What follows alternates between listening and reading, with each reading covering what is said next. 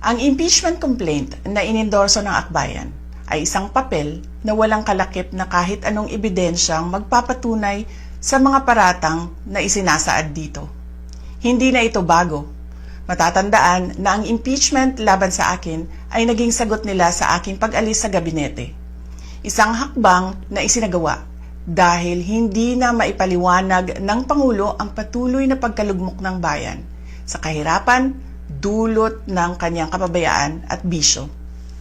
Noong 19th Congress, binuksan pa nila ang isang Investigation in Aid of Legislation. Hindi upang lumikha ng batas, kundi upang magsagawa ng isang malinaw na fishing expedition para sa planadong impeachment laban sa akin. Paulit-ulit nilang ibinandera ang isyung Mary Grace Piatos bilang umano'y bahid ng katiwalian. Kahit na sa kabila ng lahat ng investigasyon ay wala silang naipakitang kahit isang direktang paglabag sa paggamit ng confidential funds. Sumunod na dito ang bentahan ng mga pirma para sa impeachment at ang mga tinaguriang for later release projects na ipinangako umano sa ilang miyembro ng Kamara upang itulang ang impeachment laban sa akin. Mga pangyayaring mismong inamin na ng ilang mambabatas sa kanilang mga naging pahayag. Mga kababayan, walang kredibilidad ang akbayan upang mag-endorso o magsumite ng impeachment complaint. Ilang ulit ng hayagang ipinahayag ng kanilang pinuno ang kanyang intensyong tumakbo sa pagkapangulo.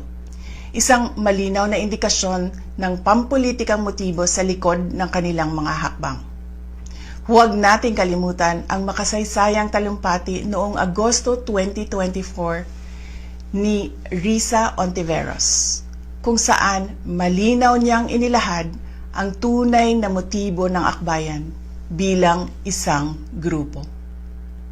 At habang ang anak niya ay may kapangyarihan pa, hindi magiging madali ang ating laban. While VP Sara is in power, the threat of a full-blown Duterte comeback is still a very real and present danger. For one, they are supported by one major superpower, China. Kaya malinaw na lahat ng ito ay isang uri ng harassment at pang-aabuso sa proseso ng impeachment ng grupong akbayan. Hindi malinaw kung ano ang ipinaglalaban nila para sa kaayusan ng bayan. Pero napakalinaw ng kanilang pamumulitika at pagpapahirap sa usaping diplomasya ng ating bansa. Sa huli, ang tunay na laban ay hindi lamang laban ng iisang tao o iisang grupo. Ito ay laban para sa katotohanan at sa dangal ng ating bansa.